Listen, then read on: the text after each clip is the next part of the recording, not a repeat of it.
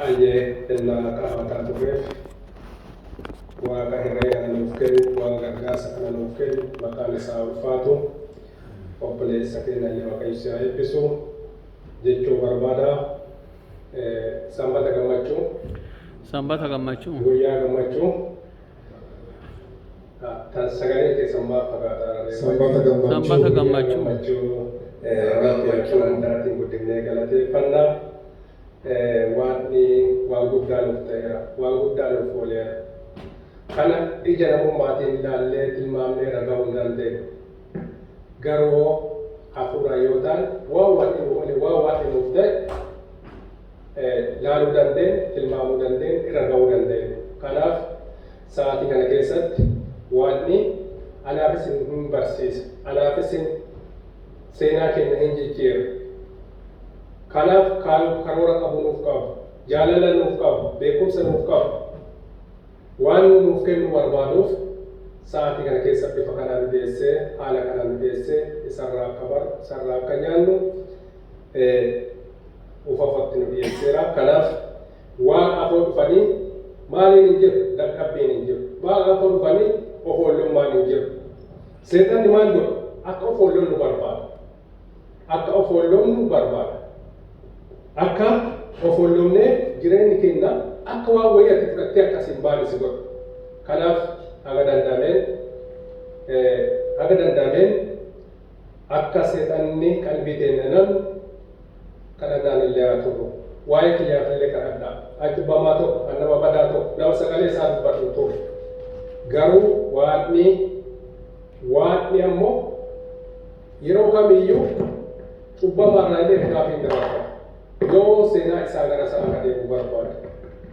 Kanaaf jireenya keenya keessatti dhugamaan anaafis waan jaalatuuf, dhugamaan anaafis waan barbaaduuf, hiree kana nuuf kennee, gargaarsa kana nuuf kennee, carraa kana fakkaatu, gargaarsa kana fakkaatu nuuf kennee, afur isaatiitti akka argannu waaqa nu gargaara. Maqaan isaa ka ulfaate haa ta'u jechuu barbaada. Kanaaf hin dadhabina. Hin dadhabina. Hafuurri dadhabbii yoo dadhabbii qabaanne maal ta'an? Hafuuraan guddachuu nu dhiba jechuudha. Kanaaf sa'aatii kana keessatti waaqa anaaf isiniif hiree kenne kun waaqa addaatiin, akka addaatiin isa galateeffachuun, akka addaatiin isa waaqeffachuun baay'ee barbaachisa. Kanaaf sa'aatii kana keessatti hundumti kennaa waaqni anaaf maal ooleera?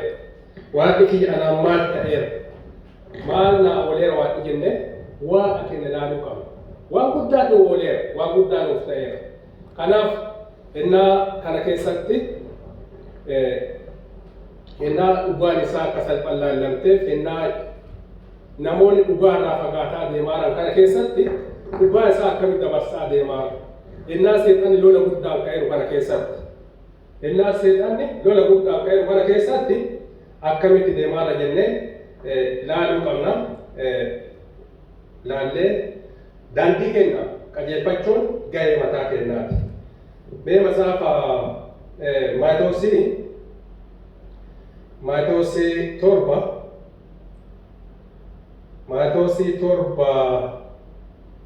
mee jaharraa mee afaan Oromootiin dura qabdee baay'ee bareedaaf keeti.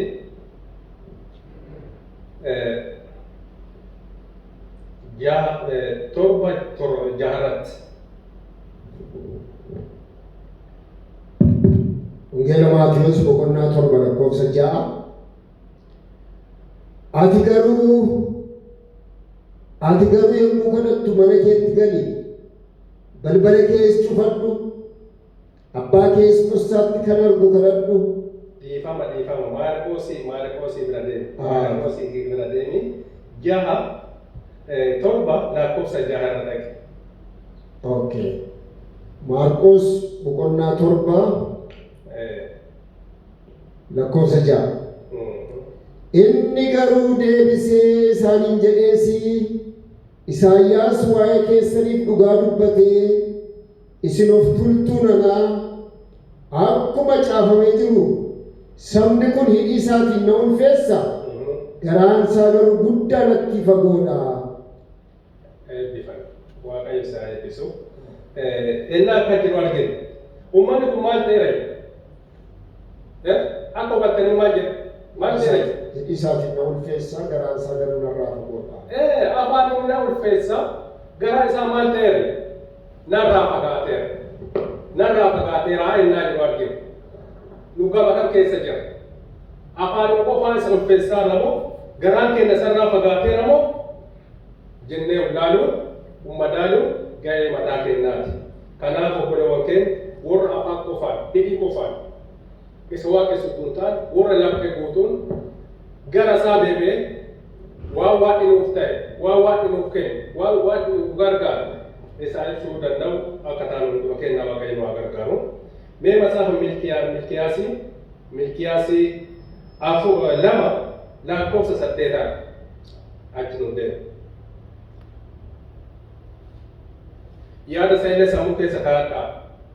Yaada achirra dubbifanne isaa illee sammuu keessa kaa'annee 8 irraa. Raajii Milkiyaas boqonnaa 2 lakkoofsa 8. Isin garuu karaarraa gortaniittu. Namoota baay'ee seera gufachiiftaniittu. Kakuu Lewwiis cabsitaniittu jedha Waaqayyo Gooftaanii jedha. Isin maal taataniittani? Karaarraa gortaniittu. Karaa kiyyaarraa gortaniittu. Daandii kiyyallee gadhiiftaniittu. Seera kiyyallee maal gootayittani? Namoota gufachiiftaniittu. Nama gufachiiftaniittanii jedha. Gufachiiftaniittani. Mee walii fudhadhaa sagantaa dheertuu kana dubbifannee walitti. Kitaaba Maarqoos keessa akka dubbifataa ta'u. Wali as fudhadhaa mee walitti madaala. Uummanni kun maal ta'eeraan hidhii qofaan na waaqeffataa jedhan achirratti. Maal waan ta'eef asitti deebee maal jedha? Karaa irraa waan gortee maal taatee ta'e? Karaa kiyya waan gadhiifteettuuf saba koo gufachiifte. Saba kiyya gufachiifteettaa jedha. Warra sammoo warra saba Waaqayyoo karaa irratti deebisaa. Adeemsi keenyaaf jireenyi keenya waaqa gammachisiisaa moo warra akkamiitiin jireenya keenya keessatti? Kana ilaaluun ummadaaluun ga'ee mataa kiyyaa fi keessaniiti. Ani akkanaan namni kun nama akkanaa jedhee ragaa isinii bahuu danda'a. Garuu keessa keenya qabee qo'een Kiristoos tube garuu adeemsa kiyya hin beekamu hin beekan. Hin beeknu nutti kenna. Maaliin akka jiru hin beeknu. Garam akka deemaa jiru hin beeknu. Uummata kiyya maal gootaniittan? Seera kiyyarraa ala gootaniittan. Namni nu dubbisa nu xalayaa biyya lafaati jedha sagalee Waaqayyoo. Xalayaa biyya lafaati ifaan gaara gubbaati. Soogidda argii tanaati. Soogiddi maal ta'uu qabu? Mi'aawuu qabu. Xalayaan maal ta'uu qabu? Dubbifamuu qabu. Ifti maal ta'uu qabu? Dukkana isa ibsuu qabu. Kanaaf akka Waaqni nu jedhe yoo hin deddeebine Waaqni keenya nutti gadda. Akka sagalee Waaqaa nu jedhutti yoo deddeebine Waaqni keenya nutti gammada. Yoo akka inni jedhutti deddeebine nutti gammada. Kanaaf gama kam keessa jiraatu? Jireenyi kiyya kam keessa argameera jennee ulaaluuniif ummadaaluun ga'ee mataa keenyaati. Kana goonee dhugaa Waaqayyoo warra afaan qofaan isa waaqeffatu hin taane onnee guutuu gara isaa deebi'ee yaada fi jijjiiratee qalbii fi jijjiiratee hafuuraan ta'e hojii isaatiin nuuf kennu akka taanu hunduma keenyaa Waaqayyo nu haa gargaaru. Kanaaf mee kadhannaa gabaabaa godhannee gara yookaan dubbifannaa keenya guyyaadhaatiin deemna. Si kadhannaa, si galateeffannaa, si ulfeeffannaa, ulfinni kasiif barbaachisu, kabajaan kasiif kennamu. Abbaa keenya kunoo sa'aatii kana kanurraa ta'e wanti tokkollee hin jiru, kasirraa ta'e san barachuuf, sirraa nyaachuuf dhiyaanneerra. Aniif sabni kiyya kunoo, aniif sabni kun kunoo gooftaa mana samayii. Ati beekta hanqina keenya, rakkina keenya. Ati waaqa dhiphinna namaa guutu, waaqa jireenya namaa qajeelchu.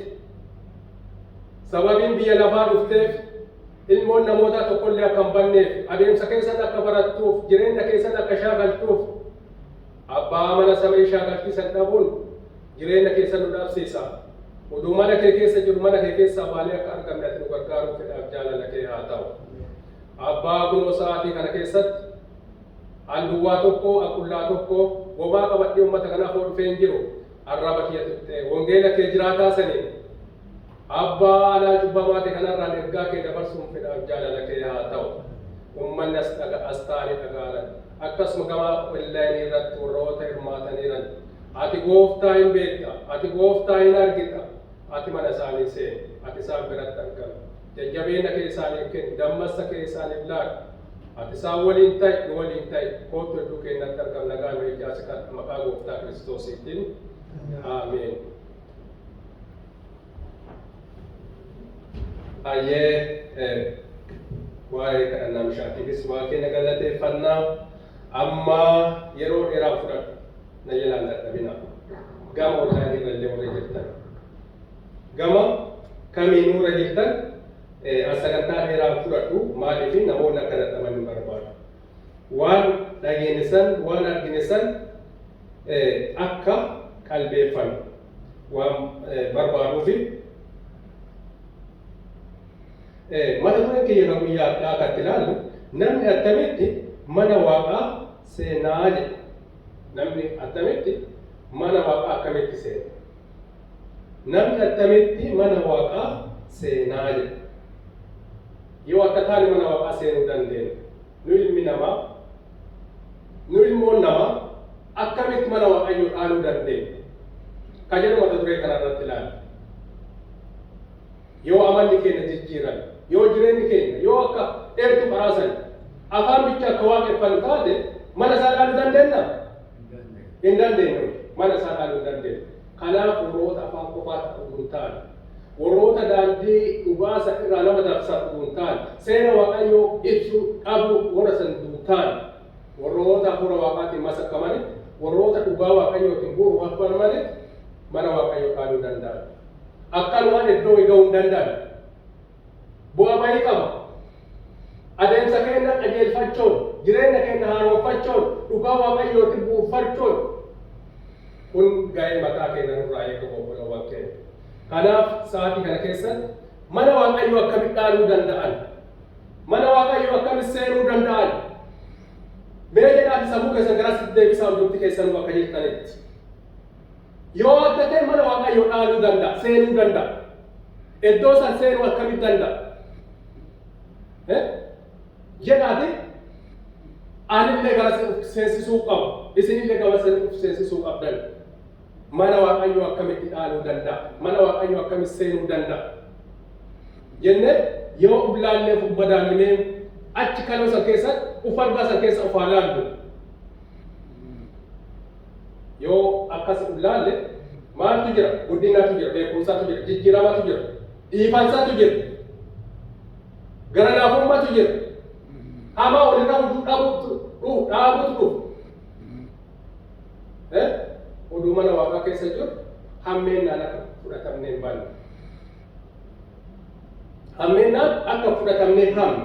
Mee eertuma kanarraa dubbifataa irraa gadi dubbifannaa matsaafaa faarfannaa 15 lakkoofsa tokkorraa achumatti deebina. Matsaafaa faarfannaa 15 lakkoofsa tokkorraa.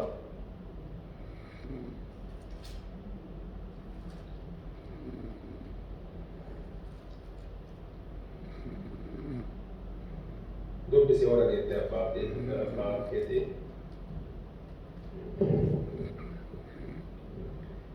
Faaruu Daawit boqonnaa 15 lakkoofsa tokkorraa. Yaa Waaqayyo godoo kee keessa bulaa, isa qulqullaa'aa gaara kee irra eenyu jiraata? Mudaa malee kan adeemu tolas kan godhu, garaa isaattis dhugaa kan dubbatu jedha. Ameen. Waaqayyo isaa eebbisu. Amaariffaan akkana kan jiru argina. Abeetu badunkaanii ውስጥ ማን ያድራል? በተቀደሰ ተራራ ላይ ማን ይኖራል? በቅንነት የሚሄዱ ጽድቁን የሚያደርጉ በልቡ እውነትን የሚናገሩ በአንደበቱ የማይሸነግሉ ባልንጀራ ላይ ክፋትን የማያደርጉ ዘመዶችን የማያሳድዱ ኃጢአተኛ በፊቱ የተናቀ ጅለና ገድሌ ዱብፈተን yaada isaa baay'ee argattu. Namni cubbuu takkallee keessatti hin argamu. Mee gaduma naa dubbisi afaan Oromootiin. lakkoofsa sadiirraa Sadiirraa gaduma dubbisi. arraba isaatiin kan hin amanne obboloota isaa hamaa kan hin godhin hiriyyaa isaas kan hin arrabsin nama dhibaa fuula isaa duratti kan tuffate Waaqayyoon kan sodaatan kan ulfeessu miidhama ofii isaatiif hiriyyaa isaatii kakatee kan hin ganne meetii isaa hiiqiidhaaf kan hin liqeessin nama qullaa irratti gabbarsuu kan hin fudhatin akkana kan godhu bara baraan hin socho'u gonkumaa. Ameen. Ameen jechuun qabnu. Ameen. Namoonni akkana ta'an adeemsa akkana kana daandii akkana kanarra deeman maal ta'ani? Bara baraan hin socho'an. Bara baraan maal ta'ani? Hin socho'an. Hin socho'anii jedhe. Hin socho'anii dhaabata. Warri dhala namarratti iyyaanu. Warri nama haman. Warri cubbuun biratti maal ta'e tuffatamu. Cubbuu tuffatanii akka salphaatti fudhatan. Warroonni akkasii sun maal ta'ani? Mana samii isa dhaaluu danda'an. Aniifis maal rakkoon kee? Cubbuullee asumatti jaalannee of jalatti qabne waaqa kennallee jaalanne waliin waan lama qabannee deemu eessallee nu geessu obboloowwan keenya. Gara tokkotti haa deemnu, qalbii keenya tokko haa ga'u, jireenya keenya samii haa laallu, mana samiitiif deemaa, gaarummaa haa yaadnu, jaalala Waaqayyoo haa ibsinu, dhugaa Waaqayyoo irratti haa dhaabannu, kana samii kan irraa barbaadu. Kana Waaqayyo kan gorsaa jiru jireenya keenya keessatti abdii inni nuuf galu yoo hammeenya yaadne yoo badaa namarratti fudhanne yoo obboleessa kee kan akkate rakkoo baafte iddoon sun siif kennamaa jira. Iddoon sun siif kennama. Iddoo saniif deemu jira. Iddoo saniif deemu jira. Akkam gahaan keenya hojiin keenya maal fakkaata? Qophiin keenya maal fakkaata? Iddoo san galuufi maal fakkaata jennee ulaaluun fi madaaluun gahee mataa kennaa obboloowwan keenya. Barri keessa jiru bara hama. Bara hamummaa bichaan lafa baay'atti. Rakkoon biyya lafaa qabatti. Rakkoo kanaaf furmaata ta'uuf meeqa keenya kadhataa halkanii guyyaa. Waan ammoo biyya lafaatiif illee akka kadhannuuf. Biyya lafaatiif illee rakkina keessaa akka baafnuuf maal taanee kadhannaa. Kadhannaan akka rakkoo kan keessaa baafnuuf isin ifa gaara gubbaatee soogiddaatti tanaati kan jedhu akkanumaanii miti. Ifti maal ta'uu qaba? Ife hammeenya isa irraa namoota deebisuu. Soogiddi mi'aayee yaada isa midhaasuu. Waan isa mi'eessu, waan isa mi'aa kennu. Amalli keenya Kiristoosin mul'isuu qaba. Jireenyi keenya Kiristoosin agarsiisuu qaba. Kiristoosin namni ilaala keessa keenyatti arguu qaba. Yeroo tokko akkana siin jedhatti nama mana waaqaa dhaquu miti siin jedhanii beekan waa wayii wati akkiti. Mana waaqaa dhaquu miti yoo siin jedhan dhagam keessi kee goddaa, dhagam keessi kee sitti dhagama. Kanaaf udu'aniifis mana keenya jijjiirre, udu'aniifis wangeela isaatiin dhaabanne, aniifis dhugaa isaarra dhaabanne, dhugaa isaatiif mana waaqaa galuu wanti nu daangessu tokkollee hin jiru.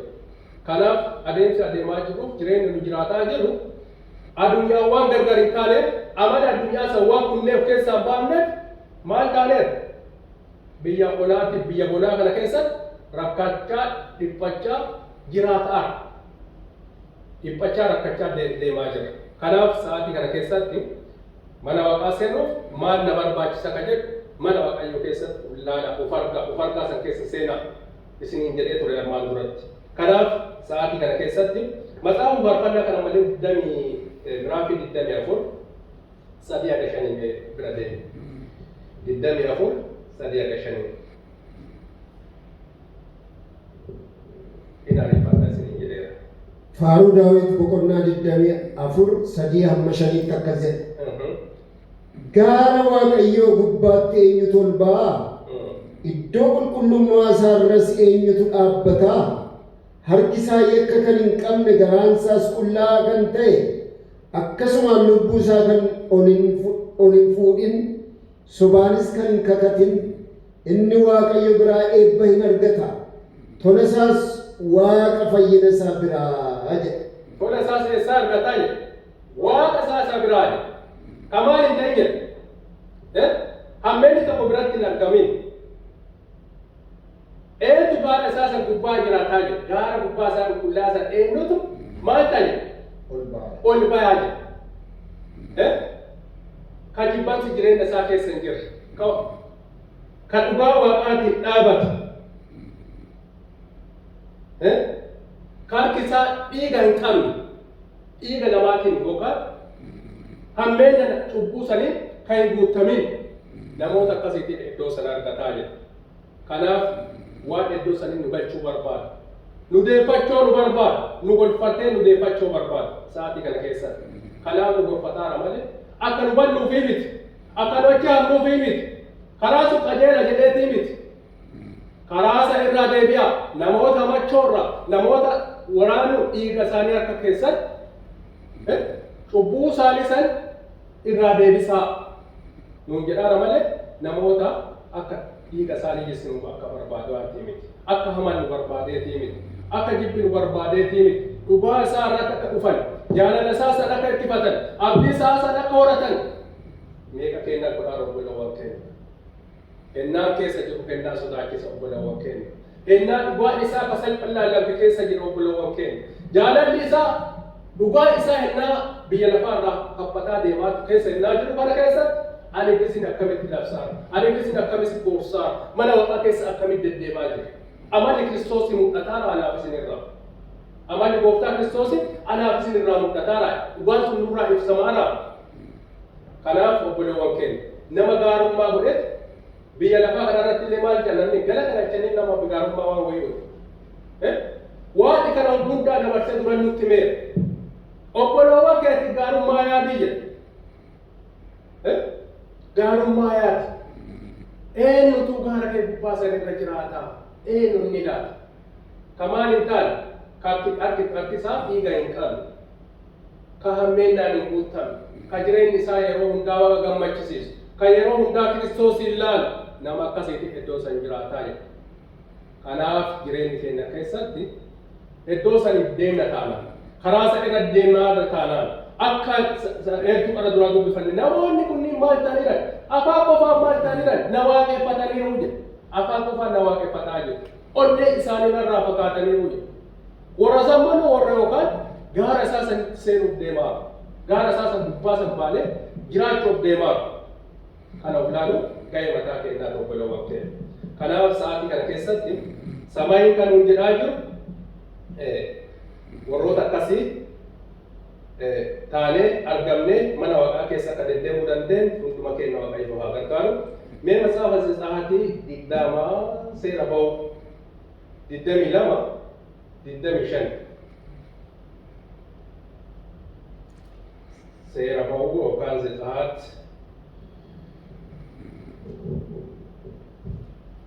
seera ba'u boqonnaa 22 lakkoofsa 25 irraa hanga 27. Horii yoo liqeessitee hiyyeessa saba kootii sabar sibira isa taa'u isa dhamaasinii akka abbaa hiqiin ta'inii liqii sirran kaa'inii uffata fira kee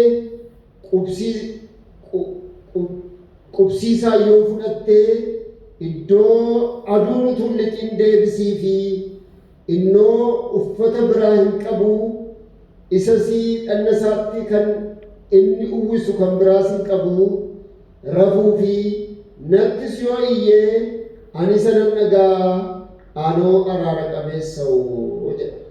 Ani maali jedha? Araara qabeessa. Obboleessa kee maali godhin jedha yaada isaa yoo walii qabattan? Obboleessa kee rakkisee yoo iddoo san jiraachuu barbaaddan fedha moo fedhaa miti? Fedha nu gaafataa moo fedha nu gaafataa jiru? Hin dubbattanii? Ayyee. Kanaaf waan fedha keenya nu gaafata. Dirqamaanii miti. Obboleessa kee hin rakkisin. Dhalaallee ittiin kennin. Dhala saniif jettee maal hin godhin? Hin rakkisinii jedha. Hin rakkisinii. uffata isaa san maali godhin maali godhin jedhe waliin jirra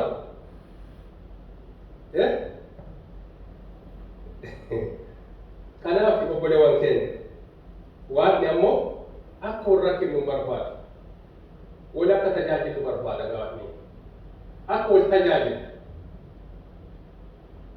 an olaanaa ta'e kun gadaanaa ta'e akka jiraatu barbaada waan ija tokkoon nu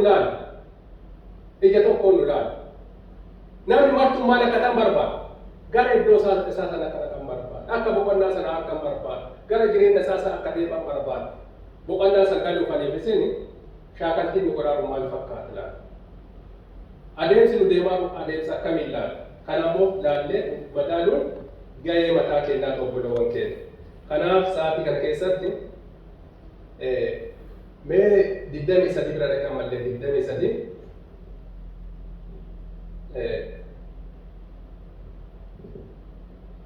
seera ba'uu 23 miraafii 23 lakkoofsa tokko akka sadii meenaa dubbise.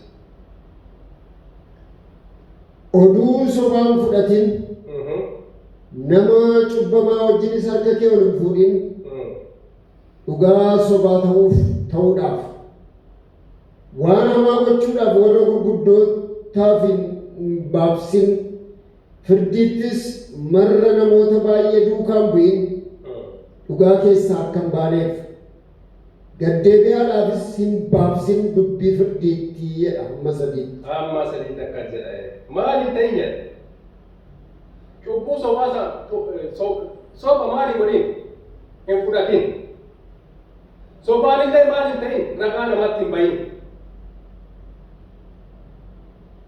ragaa namatti hin bahinii jedha sobaalillee ragaa namatti hin bahin jechuun maal jechuun jireenya keenya keessa obboleewwan keenya sobaan nama ragaa ba'an jiruun waan namaa haasa'an jiruun hammeenya namaa himaa jiruun hammeenya kan irraa deebineerra akka warroota karaa san deemaniiti akka gaara isaa warra jiraataniitti meeqa kennatu wantoota kanneen irraa deebineera meeqa 8 irra dhaalati lakkoofsa 8 sumarra 8 gabbarsuus hin fudhatin gabbarsuun ija ogeessotaa jaamsa'oo dubbii warra tolootaas hin micciiraa jedha. Gabbarsuun kun maal jechuu isaati? Maaliif fudhatin jedha? Gabbarsuun fudhatin. Hin fudhatin. Haga wali waan ta'e namarraa maali waliin? Hin fudhatin. Kun afaan qajeelotaa san maal godha? Micciiraa jedha. Kanaaf obboleewwan keenya waan nu himu qabu manu himu. Yoo kan irraa deebinu, yoo kan surree humnu akka sirroofnu barbaada. Daandii isaarraa akka deebinu barbaada. Warri Kiristoosiin nu keessaan akka arguu barbaada. Kiristoos nu keessa arge namoonni illee nurraa akka dubbisan barbaada. Waan kana barbaada. Warroota akkanaa kana barbaada. Hojjettoota akkanaa kana barbaada. Samaa akka barbaada. Kanaaf jireenya keenya keessatti obboleewwan keenya mee aadaamatu mee faarginu hangama kam keessa jiru badummaan guutameera moo karaa Kiristoosii kan qabate kanarratti qajeelummaa hojjet abdii bara baraa inni naaf gale san wangeela inni naaf kenne san dhugaa isaa san labsaara mura maalirra jira laata kan jedhu ilaaluun garee mataa biyyaa keessaniiti. Kanaaf waadni yeroo yeroon anaaf isiniin gorfata yeroo anaaf isiniin lolfata dhugaa waaqayyootiin jiraannee jaalala isaatiin abdii isaatiin warroota jiraatan ta'uu qabna. Kanaaf sa'aatii jedheeraa fudhadha jedhu fudhataa jira. Mee matsaafa keessa deebii yookaan didaagimii keessa deebii mana fakkaata didaagimii keessa deebii 23 lakkoofsa 19 dunnee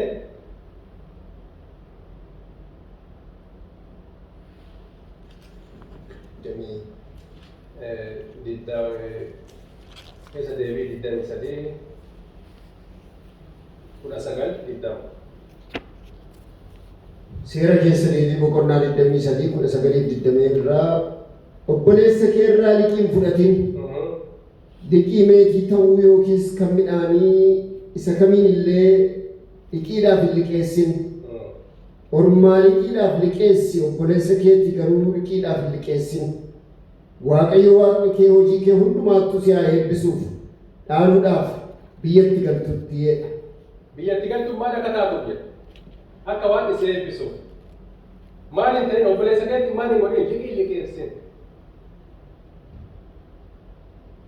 wama gaarummaa akka gootu barbaada waan wali qabaa gaarummaa isaaf akka gootu jaalalaan akka namoota masakkinu biyya sadi galuuf jireenya keenya akka haaromfannu waan barbaaduuf mee eertuu sadhumaa matsaafaa Isaayyaasii fudhannaa dhaqe sagantaa kee gabaabsuuf deemuuf jechuuf xumuruuf duuntaan yeroo biraan ilaaluu dandeenya garuu Isaayyaasii 30 lakkoofsa 21 irra dhannee gara walii qabeetii humnaa. Raajii Isaayyaas boqonnaa 30 lakkoofsa 21 irraa gurri kees dubbii duubaan siin jedhanuu hin dhagaa kuni karaadhaa isarra adeemaa gara mirgaatti yookiis gara bitaatti hin gorinaa jedhe. Amiin. Maal ta'a nyaara waaqinoo gara bitaatti illee gorin gara mirgaatti illee gorin karaan kun maali? Karaa isa dhugaati karaatti kanarra qabadhaa deemaa jedhe karaatti isa mana samii isa dhaaluuf akkamiin mana waaqaa dhaalan ka jedhu mana samii akkamiin seenan ka jedhu daandattiirra si kaa'ame tan daandiirra si kaa'e tan irratti maal ta'e isiisa irraa goreen gara bitaaleen hirkatin gara mirgaaleen hirkatin qajeelummaa maal ta'e irra deeme daandii tanarra qajeelummaan deemne warra mana samaidhaan warra jireenya fi haaromfatee dhugaa waaqayyoo keessatti qalbeeffatee dhugamaan waaqayyoof hojjeta akka ta'an isa dhageeffatu waaqayyo waa eebbisu eebbifamaa.